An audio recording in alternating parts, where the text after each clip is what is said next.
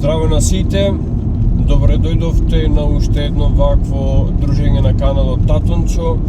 Според реакциите на претходните две видеа, значи восприменоста на овој начин на правење видеа од ваша страна е одличен, така што ќе направиме уште едно видео за оваа недела, кое што на некој начин би сакал да биде најава за, според мене, најинтересното видео кое што треба да се случи во сабота. Значи, ова е мала најава за интервјуто со подкастот со Саше Ендровски. Со него изминатиот период направивме неколку онака приватни разговори во кои што се разговаравме за многу работи, за многу феномени, за многу дилеми кои што заеднички ги споделуваме, и сметам дека сите тие разговори, доколку беа снимени, ќе беа вредни за да бидат објавени како подкасти, затоа ќе се потрудам во сабота, значи видеото да оди во живо, отприлика, ако се е во ред, би требало да одиме во живо околу 19 часот, но за тоа благовремено ќе бидете известени. Јас денеска би сакал да ви зборувам за една многу важна работа, која што покрај слободата е, мислам, суштинска и дека се испреплетува со слободата, тоа е вистината. Не можете да зборувате за себе си дека сте слободни луѓе, а истовремено да се ограничувате, да не ја зборувате вистината, затоа што на тој начин ја ограничувате и самата слобода. Во една интересна преписка околу, нели, зошто на една фреска Исус е представен како црнец, една личност беше онака индигнирана, навредена од фактот дека некој се дрзнал да го нацрта или да го наслика Исус како црнец.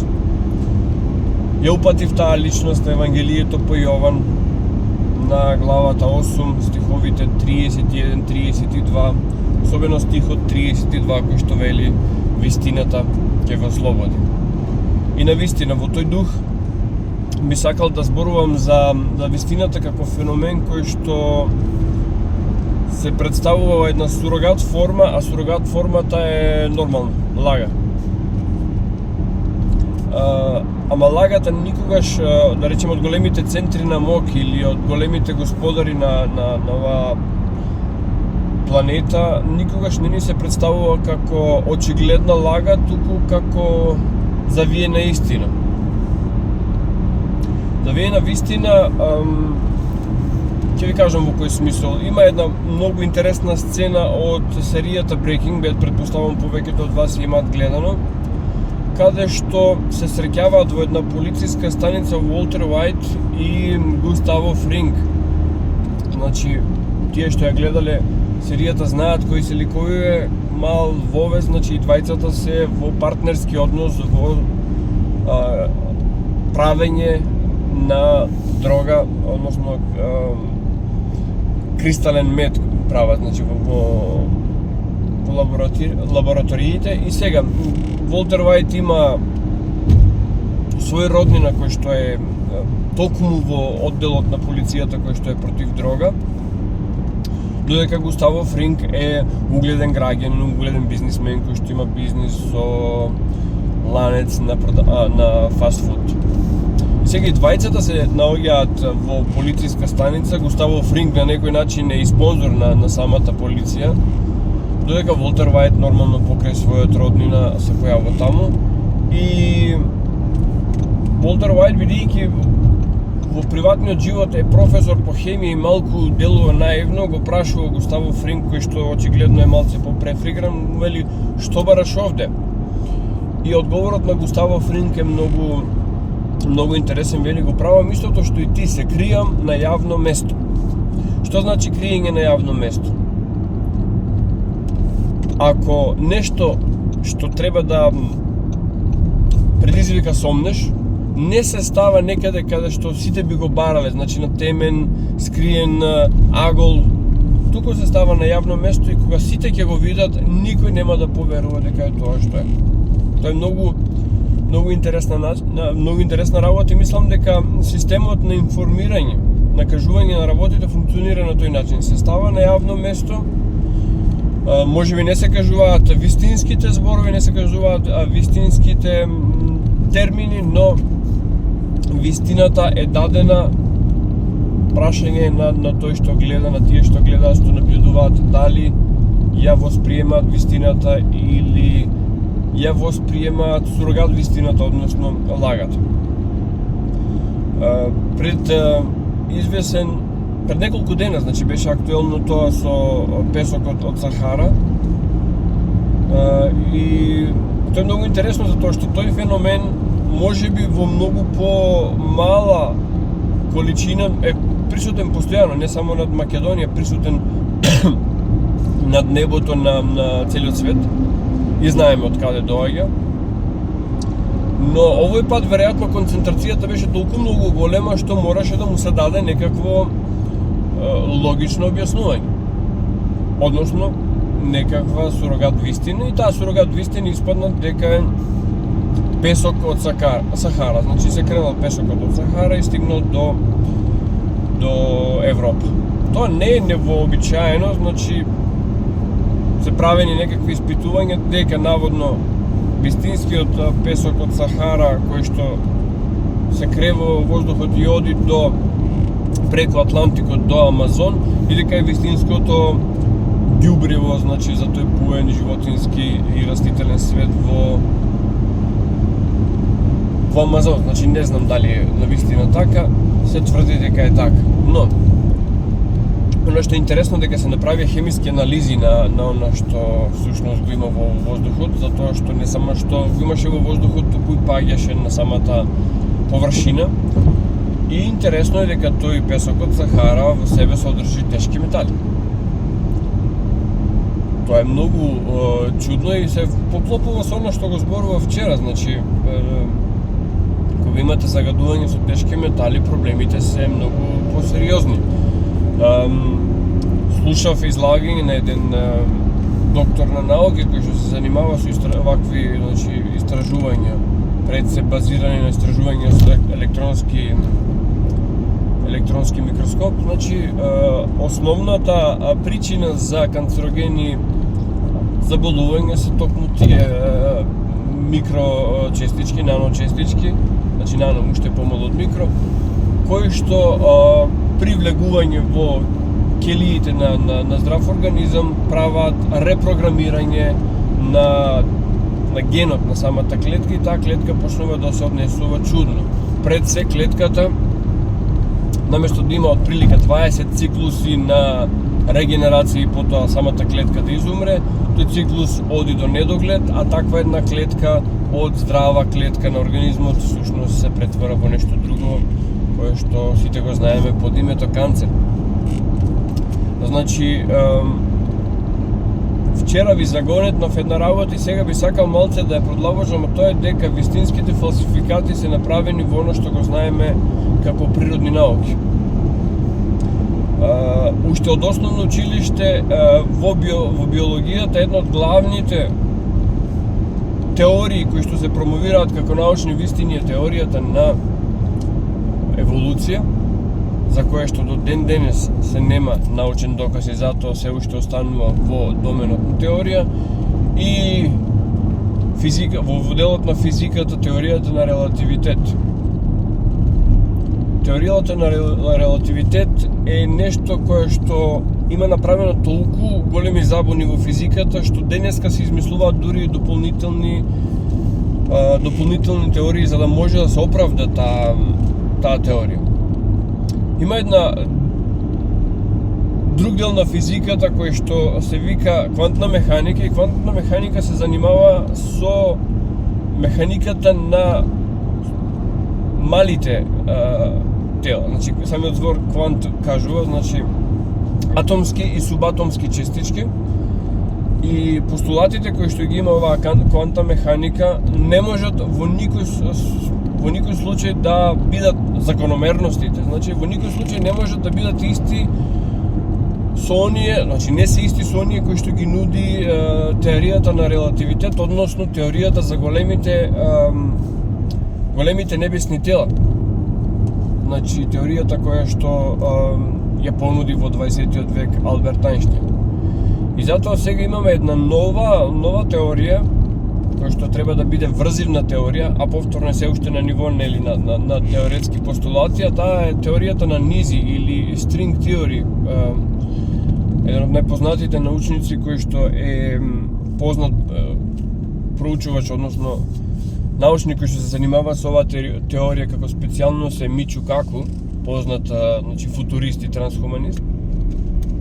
И сега која е поентата на оваа теорија на низи?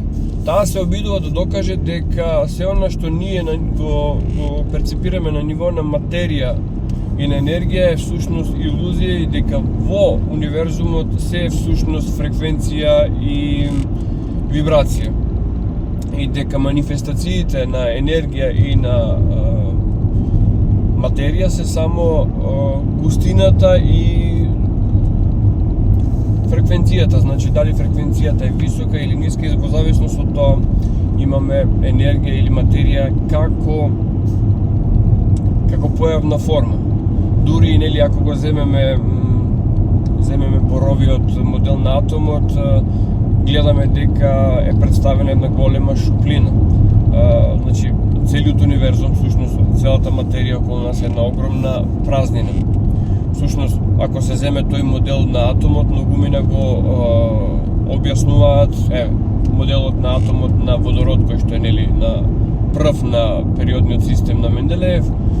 Ако јадрото на водородот се наоѓа на точката каде што почнува фудбалскиот надпревар, електронот кој што кружи околу тоа јадро е некаде надвор од стадионот. Значи, се што се наоѓа помеѓу електронот и јадрото е празен простор. Само да напоменам дека ова се предпоставки за структурата на атомот, затоа што со нашите сетила вид, например, дури со најмокните микроскопи се нема видено структурата на атомот.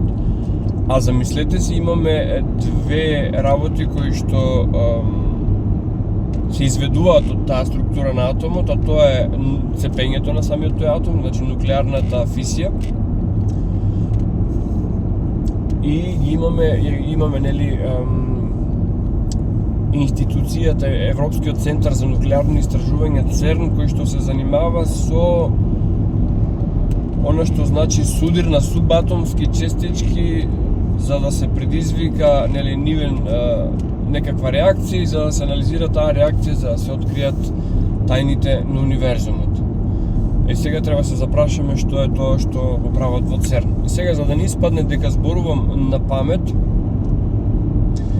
ќе ви споменам два примера. А тоа едниот пример е Чернобил. Чернобил се случи кога јас имав 6 години, значи во далечната 1986 година. Се сеќавам тогаш сите зборуваа за некакви кисели дождови, за некаков радиоактивен облак кој што се кренал на цела Европа и стануваше збор за сериозна радиоактивна загаденост. И ден денес после речиси 40 години на тоа место, значи не живеат луѓе, а од друга страна животинскиот и растителниот свет нема никаков проблем со тоа. Но нели може да се дојде до Чернобил, може да се со Гајгеров мерач да се измери радиоактивност, и радиоактивноста е навистина голема. Од друга страна, деновиве беше актуелен, нели, најмногу број на Оскари освои филмот Опенхајмер. Практично Опенхајмер се смета за татко на првата атомска бомба, која што е фрлена врз Хирошима, односно и подоцна врз Нагасаки. Прашањето е дали врз Хирошима и Нагасаки се фрлени атомски бомби. Зошто? Затоа што во Хирошима и Нагасаки непосредно после фрлањето на тие атомски бомби, да, разурнувањето е големо. Тоа е факт. Но животот продолжува како ништо да не било. Значи, ако зборуваме дека таква една експлозија ќе предизвика невидено загадување со радиација на просторот, и дека самото уништување не е само термичко, туку е и радиоактивно. Зошто и како успеале јапонците да го исчистат тој простор и дали воопшто го исчистиле? Или станува збор за некаков друг тип на оружје, да речеме една огромна мегатонска, сепак класична бомба, која што можела да направи такво разорнување, а сепак после последиците не се такви. И сега зошто го зборувам сево ова? Сево ова го зборувам затоа што ние живееме во свет во кој што ништо не можеме со сигурност да кажеме дека е така за какво што ни се представува. Вистината е една голема абстракција за која што двајца луѓе не можат да се договорат дека едната иста работа е таа за која што и двајцата зборуваат. Како можеме да дојдеме до вистината? До вистината можеме да дојдеме со трагање, но пред се со здрав разум. Многу пати ќе ни се сервира нешто и ние воопшто не го преиспитуваме. Воопшто не се прашуваме дали е тоа така. Например, ја споменав претходно теоријата на еволуција. Тоа е теорија која што и покрај тоа што ги немаме доказите, луѓе со дипломи, високо образовани велат, па нема друго објаснување. Нема друго објаснување. Ние лесно можеме да прифатиме дека ние како човештво сме способни да видоизменуваме раси. Погледнете ги сите домашни животни, почнувајќи од кучето, потоа, свињата, потоа, кокошките или било кои други животни кои што се едноставно прилагодени форми на живот, за да можеме ние лесно да одгледуваме храна.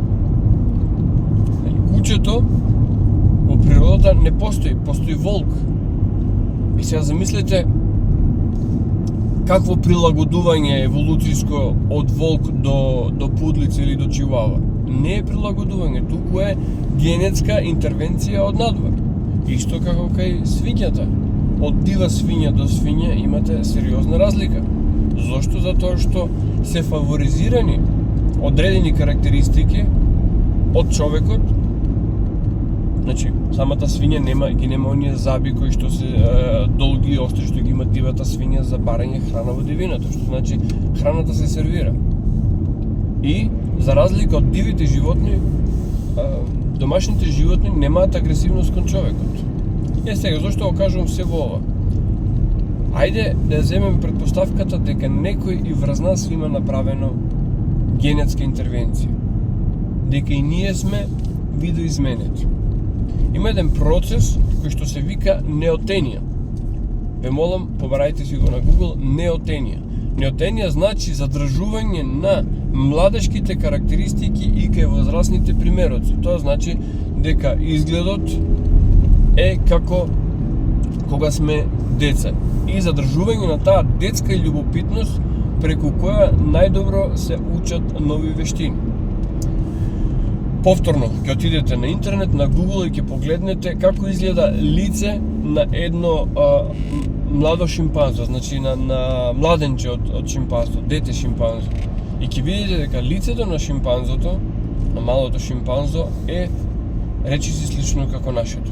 Значи е рамно, вилицата е како нашата, носот е како нашиот, додека кога ќе видите возрасно шимпанзо, ќе видите дека сето, изгледот станува позатворен, вилицата издолжена и погледот одсутен, значи се губи таа природна љубопитност што ја имаат младите шимпанза љубопитност со која што учат.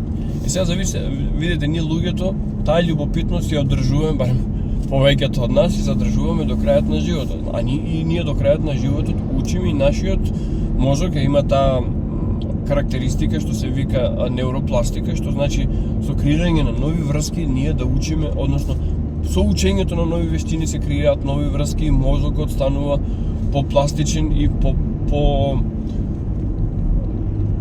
повитален. Значи, буквално се однесува како еден мускул. Што повеќе го потребуваме, толку подобро работи. Друга една работа, јас ви зборувам, значи користам гласни жици. Доктор Несторович вели дека анатомијата на нашите гласни жици и тие на мајмуните се идентични. Ние зборуваме, тие не зборуваат. Значи ние користиме нешто што е исклучително, а тоа е јазик. Еден комплексен систем од знаци, кои што подоцна го имаме претворени во пишани знаци, со кои што комуницираме. И сега, прашањето е дали сами ги имаме измислен овој систем на знаци, говорен и пишан, или некој не има научен. Од друга страна, погледнете ги нашите тела. Не се прилагодени на ниеден природен хабитат. Значи, ние мораме да носиме облека за да се заштитиме од надворешните услови. Нашата коса, ако ја пуштиме, или брада кај мажите, ако ги пуштиме, тие растат до недоглед. Што значи, функционално во една природна средина, за прилагодување тоа е отежнителна околност. Замислете, голи, да треба да обстојуваме во природа со ненормално долга коса и ненормално долга брада. Нема да успееме, затоа тоа ќе мораме да ги сечеме. Додека гледате кај животните, кај дивите животни, тоа го нема. Имаме околу 5000 познати болести. Имаме заби кои што имаат кариес. Значи ние имаме редица недостатоци. Како такви би требало да исчезнеме. Но од друга страна го имаме ова, значи нашите прсти се спојуваат со палецот и како такви создаваат неверојатна способност за креативност. Го имаме мозокот кој што е различен од сите други животни и користиме алати. Користиме алати за се, користиме орудија. И како такви стануваме супериорни на се што значи растителен и животински свет. Во Библијата се вели дека човекот го создал, односно дека Бог го создал човекот од прав земен. Тоа се поклопува со некои постари сумеро-акадски текстови каде што експлицитно се кажува дека човекот е создаден со генетска манипулација. Сум го спомнувал повеќе пати, сега ќе го повторам, значи епот Атрахазис. Внимателно читајте го, ќе видите дека таму се нуди човекот, односно создавањето на човекот и сите тие процеси и неуспешни обиди за правење на човекот, се додека не се доаѓа до на суштество кое што сме ние денес. И сега секогаш прашањето кои се творците. Може би се тука околу нас, може би се присутни, но ние сме така генетски програмирани за да можеме да ги забележуваме. Значи да можеме да ги примаме наредбите кои што ни ги даваат, а самите творци да не ги гледаме. Значи ова е многу радикално тврдење, ама не сум единствен што го тврди тоа. И затоа треба да се истражува, треба да се види зошто е така направено.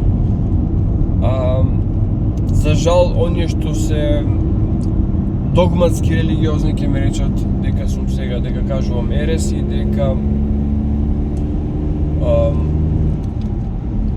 всушност го суетам она што значи Бог Творец, кој што на овој волшебен начин со земање на прав земен го креира човекот.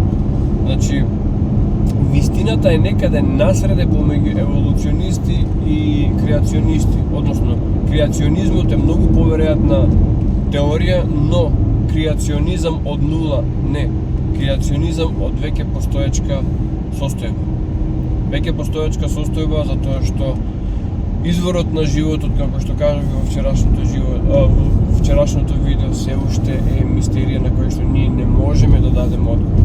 Затоа не треба да бидеме арогантни да велиме дека знаеме од каде е изворот на животот. Во ваквите видеа, како што забележувате, повеќе можам да ви споделам одредени сомнежи и одредени дилеми кои што ги имам, а не можам да ви изнесам цврсти знаења. две книги кои што се во склоп на последново што го кажав се The Divine Animal од Роджер Вескот. Тоа е книга која што е вистински раритет и која што тешко можете да ја најдете. Јас ја имам скенирана верзија во PDF и ако сакате можам да ја споделам на Телеграм во Телеграм каналот Татунчо канал, значи ќе го побарате на кирилица, мислам дека е лесен да се најде. Таму ќе ја споделам книгата и врз основа на оваа книга Мауро Билјино и Пјетро Буфа, значи Пјетро Буфа е биолог, а Мауро Билјино е библист. Врз основа на оваа книга и врз основа на нивни истражувања, како биолошки, така и библиски, имаат направена една книга која што се вика Рези умани или Направени луѓе. Таа не можам да ја најдам во PDF формат, но ја имам само на италијански, но доколку постои интерес би можел да зборувам за она што се знаење изнесени во таа книга, затоа што имам прочитано и ги имам гледано предавањата кои што овие двајци истражувачи ги имаат направени. Така, јас се надевам дека ова видео ви се допадна. За неделава мислам дека е доволно ваков тип на видео. Како што споменав, во сабота бидете тука на каналот, ќе имаме видео во живо со Саша Ендровски и се надевам дека во периодот што е пред нас ќе се дружиме се почесто. Поздрав и секој добро.